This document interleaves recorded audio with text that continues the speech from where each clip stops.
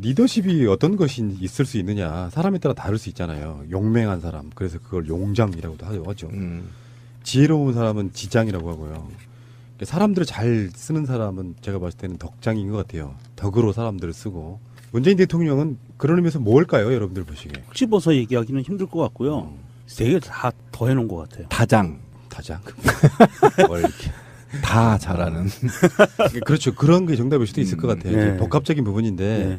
기존과 달라진 점을 하나 최근에 많이 발견했는데 이제 전 뉴스를 계속 봐야 되니까 업무 보고를 받으러 가요. 유명한 장관들한테. 근데 사실은 업무 보고는 본래는 장관들이 와서 하는 거죠. 그렇죠. 예전엔 그랬죠. 예. 근데 부처마다 본인이 직접 사가요. 그 중에 가장 감동적이었던 발언은 이거였죠.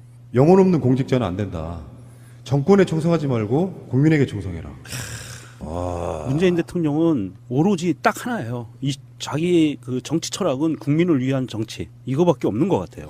뭐 정부 종합청사나 이런 데를 가잖아요. 그럼 일단 거기에 그 하위에 있는 직원들 특히 여성 공무원들 박수 소리가 쏟아져 나옵니다. 난리가 나요. 이거 뭐 팬심이 우리나라 공무원들이 다 그랬는지 몰랐어요. 근데 저도 이제 좀 황당한 게 뭐냐면 저는 이제 중앙부처는 안 있어봤지만 서울시 근무대 시장이 업무 시찰한다고 돌아다니는데 시장님 인증샷 한번 찍어 이렇게 못해요. 못하죠. 못합니다. 권위 때문에 못해. 저 미친. 그러니까 만약에 내가 하해직인데 시장님 저 팬이에요. 인증샷 하면 중간 관료들이 저 새끼 잘 보여가지고 틸라고 하네.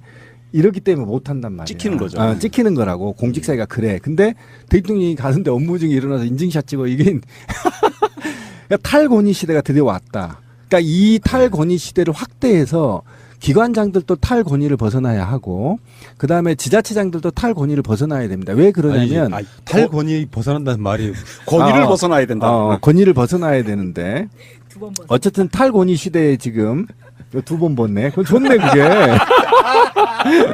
맞네. 이 좋은 말이네. 그런데 이게 이제 관료주의 타파거든요. 네, 나중에 말씀드리겠지만 굉장히 관료주의 타파인데 저는 이걸 보면서 두 가지의 어제 저도 이제 지금 을지훈련 기간이거든요. 오늘 마지막 날인데 마음이 사실은 일반인들을 보면 우리 대통령 참 괜찮다 이렇게 얘기했는데 저는 그렇게 보지 않았어요. 왜 그랬냐면 이건 이제 내 분야이기 때문에 얘기하는데 영혼 없는 공무원이라는 말이 왜 나온지 아세요? 이명박 박근혜에 있어서 가장 극적으로 보여준 게 영혼 없는 공무원이 된 거예요. 맞아요. 예. 신비님은 저걸 잘할 수밖에 없는 게 본인 영혼 없는 공직자였어. 예. 인정?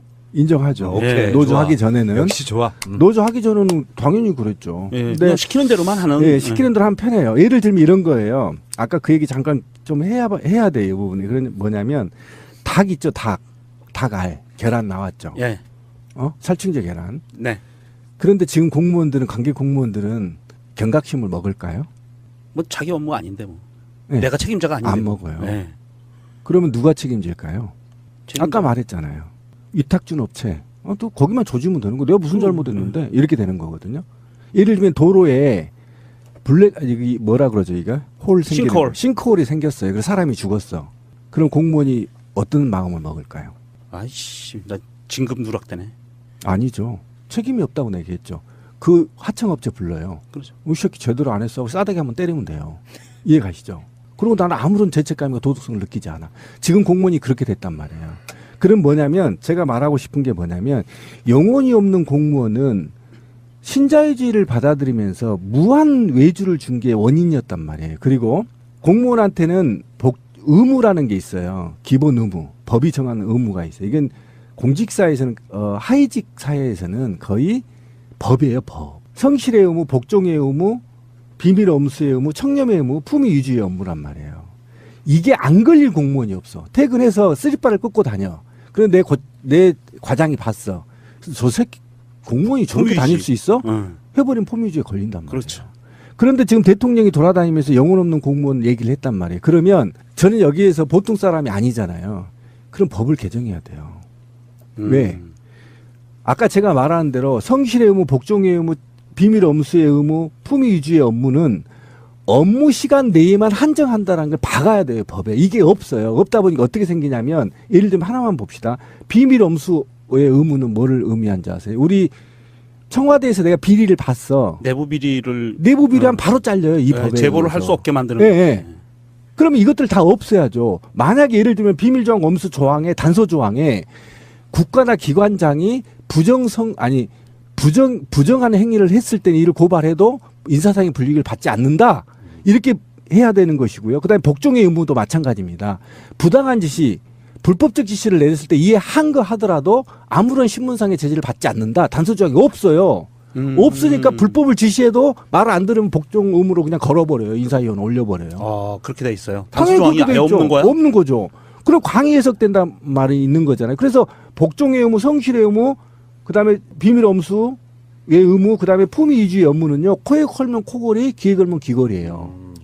그렇게 돼 있어요? 당연히 그렇게 돼 있어요. 그래서 그러면- 이거를 개정해 줘야 돼, 대통령이. 그러면 그 개정하기 전에 우리 문 프레지던트께서 이거를 다 그거 하나씩 자, 걸어서 그리고 이제 흥분한 김에 얘기합시다. 판사하고 검사가 진급을 해요. 처음에 평검사로 들어가서 있으면 부장검사 되고 막 대법원도 올라고 막 그래요. 그러면 공무원이 아까 얘기했잖아요. 본 월급 말고 국회 운영위원장을 맡으면 월 4천에서 5천을 받아요. 예. 그러면 판사 검사도 부장검사는 특수활동비하고 직급보조비가 나와요. 그렇죠. 그게 몇천 되다는 아는 거 아닙니까? 그럼 미친 듯이 아부에서 진급을 해야죠. 그래서 영원히 없어진 거지. 그럼 뭐를 해야 돼? 진급제 없애야 된다. 이것 때문에 고위직은 진급을 이미 없앴어요. 4급 이상 없어요. 국가처는. 그래서 그래요? 상당이라고 얘기하잖아. 그래서 예, 예, 예. 상당, 뭐. 상당이라고 얘기하죠. 이미 없는데 왜 하위직만 있냐고요. 전 세계 1급에서 9급으로 나눠가지고요. 운영하는 국가가 없어요. 전 세계에. 단 하나도. 우리나라만 있단 말이에요. 그럼 이 계급을 5급 이하 없어. 그냥 공무원이야. 이렇게 해서 전부 해줘야지 영원히 있어지는 거지. 이거 공무원 노조가 우리 철밥통 깨고 굴종의 사슬 끊고 국민의 공무원으로 다시 거듭 태어나겠습니다. 소리 외친 게 13년이야. 근데 할 수 없었던 건 바로 이 4대 의무조항 때문이에요. 그럼 법 개정을 해야 되네. 당연히 해줘야죠. 국회가 그래서 이것도 말을 들어야 되네. 내년 헌법 개헌 때 반드시 이 조항에 넣어야 돼요. 되겠네요. 그러니까 대통령이 영혼 없는 공무원 이야기를 했다면 네. 그냥 하진 않았을 거 아니에요. 근데 그렇죠. 제가 이 부분에 대해서 흥분을 해서 음. 민정수석님한테 쪽지를 보냈더니 크게 이렇게 왔어요. 짱. 엄지척. 알고 있다. 일단 네, 알았고요. 그 얘기입니다. 근데 문제는 지금 뭐 그냥 뭐 영혼 없는 공직자 뭐 정권에 충성하지 마라 이것이 중요한 게 아니라 업무 보고 방식이 바뀌었더만요. 그러니까 그럼요. 문재인 대통령이 이렇게 얘기해요. 사안별로 막 지나가듯이 그렇게 하지 말고 중요하지 않은 건 빼고 정말 핵심 사항 것만 갖고 토론하자야. 네, 맞습니다. 그래서 이제 예상되는 시간이 막 만약에 1시간 정도 잡혀 있다 그러면 막상 끝나는 거 보면 막 2시간, 3시간 동안 토론하는 거예요. 대통령이 장관이나 부처에 있는 핵심 있는 자리의 사람들과 무엇이 중점 사안인지에 대한 토론을 하는 거예요. 당연히 그렇죠. 멋지지 않아요? 노무현 대통령 때 사실은 이게 문화가 정착됐었다고 제가 우리 방송에서 그러니까. 얘기했었잖아요. 제가 주택과에 잘리기 전에 근무를 했는데 그 이제 매일 아침 회의를 해요. 근데 그때는 과거에는 노무현 대통령 이전에 어떤 현상이었냐면 그냥 지시사항만 받아 적었었어요. 그런데 노무현 대통령 말 정도 돼서는 과가 원탁으로 앉아서 이렇게 토론을 했어요. 업무적으로. 그러다 이명박이 들어와서 이게 없어져 버린 거예요. 다시. 근데 지금 다시 이게 이제 부활되는 거예요. 이게 얼마나 좋냐면 그러니까 일방적인 문제가 아니라 대통령이 지시한 사항이 현업에서 맞지 않습니다. 대통령님. 이거 시정하셔야 됩니다. 이렇게 얘기할 수 있는 문화가 조성된다는 거예요. 그리고 또 한 가지 중요한 거는요. 대통령이 과학기술정보통신부에 어떠한 그 국정과제에 대해서 업무 지시를 내렸단 말입니다. 그런데 여기에 가서 그냥 보고만 받는 게 아니라 그 부처만이 아니라 다른 부처도 있잖아요. 방송통신위원회라든지 뭐 기타 등등 여러 공무원들이 나올 거니까 그 업무에 관련된 공무원들이 많이 나오는데 이 사람들이 토론을 하면 그냥 일방적으로 수직 계열화돼서 업무 보고를 이렇게 쫙 해서 이렇게 하겠습니다 보고서 끝 이게 아니고 그렇지. 그 내부에서 발생되는 어떤 조화롭지 못한 각 부처가 충돌하는 부분들이라든지 기획재정부와 각 행정부서 간에 이렇게 부처 이익이지. 충돌하는 사항들이라든지 이런 것들이 나와요. 그러면 그 자리에서 그것이 보완이 돼버린다는 조율이 얘기죠. 되죠. 예, 그래서 나중에 정책 실패가 나타나는 거 확률이 확실히 줄어든다. 이런 면에서 굉장히 좋은 거거든요. 알겠습니다. 어쨌든 간에 새로운 리더십을 여러 가지로 보여주네요. 뭐 아까 말한 덕장인지 지장인지 용장인지 이런 구분이 좀 없는 스타일. 좀 조용하고 그렇게 하는 것 같은데도 보면 좀 무서운 느낌이 들 때 있잖아요. 아까 리더십 얘기했잖아요. 그러니까 제가 홍준표나 김진태나 이런 정우택이들을 계속 아이라고 욕하는 이유는 뭐냐면 악의 리더십이 한번 만들어지면 그 악의 리더십을 계속 따르는 자가 있어요. 근데 이렇게 훌륭한 리더십의 모형을 만들어 놓으면요. 아까 말한 덕장들이 다시 이 모형적 리더십을 따라한단 말이에요. 그래서 제가 아쉬웠던 건 지난 9년 동안에 사회적인 지식층들이 이런 리더십을 보여주지 못했는데 문재인 대통령이 직접 솔선수범 이런 리더십을 다양하게 보여줌으로 인해서 각계각층의 사회 지도층의 리더십이 새롭게 생기고 있다는 측면에서 굉장히 한국 사회가 품위 있는 사회로 가고 있다. 이런 그 중에 가장 감동적이었던 발언은 이거였죠. 영혼 없는 공직자는 안 된다. 정권에 충성하지 말고 국민에게 충성해라. 문재인 대통령은 오로지 딱 하나예요. 이 자기 그 정치 철학은 국민을 위한 정치 이거밖에 없는 것 같아요. 뭐 정부 종합청사나 이런 데를 가잖아요.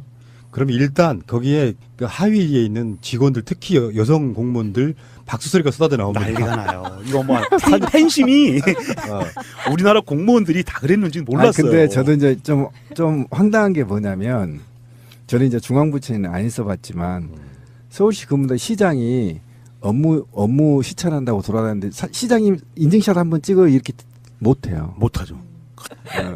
그런데 이게 이제 관료주의 타파거든요.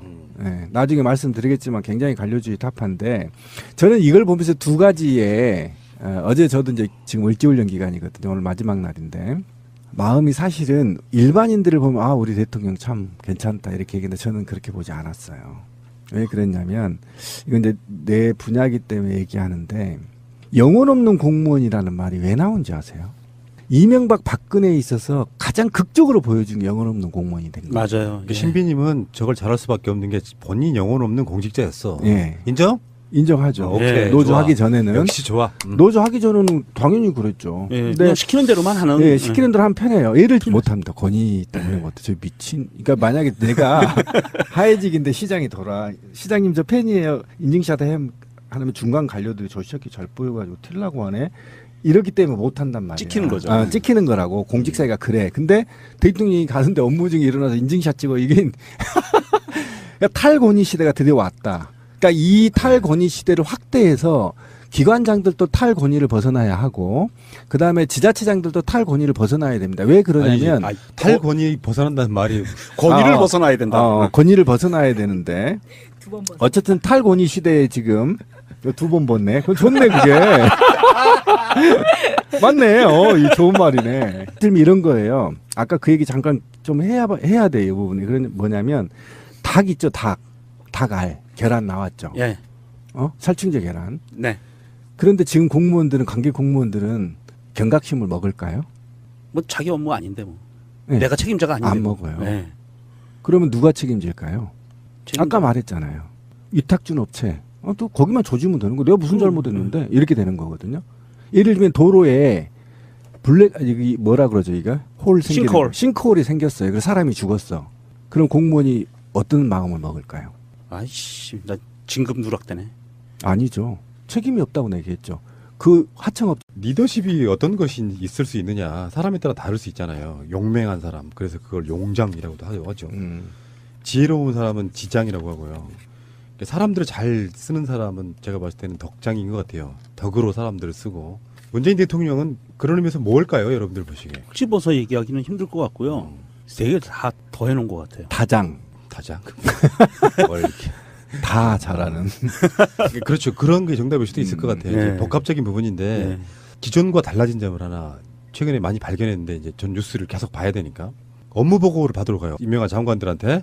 근데 사실은 업무 보고는 본래는 장관들이 와서 하는 거죠. 그렇죠. 예전엔 그랬죠. 예. 근데 부처마다 본인이 직접 사가요.